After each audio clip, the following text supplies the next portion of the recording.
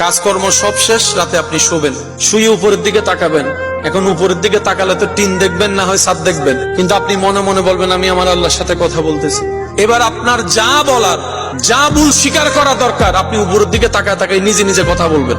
প্রথম দিন একটু আনইজি লাগবে, দ্বিতীয় দিন একটু অস্বস্তি লাগবে, তৃতীয় দিন আপনার কাছে ছাদ আর সেই টিনের অবস্থা মনে হবে।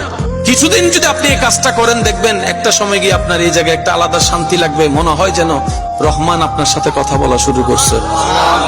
করে দেখবেন, কখনো ছাদে গিয়ে, বাহিরে গিয়ে আকাশের দিকে তাকে কথা বলবেন। বান্দা আল্লাহর সাথে যেভাবে কথা বলা দরকার, আদব নিয়ে, মোহাব্বত নিয়ে, তাজিম নিয়ে, বিক্ষুক সেজে, এটার মধ্যে আলাদা একটা শান্তি আছে।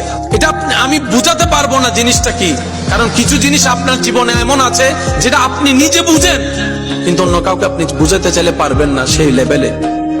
আপনারটা আপনি বুঝতে পারবেন।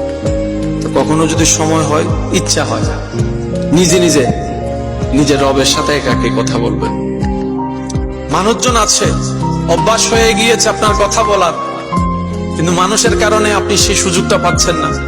তখন দেখবেন আপনার ঠোঁট বন্ধ হবে, মনে মনে কথা বলা শুরু করছেন। কি যে একটা প্রশান্তি দিলে লাগে, তো বোঝানো যাবে না।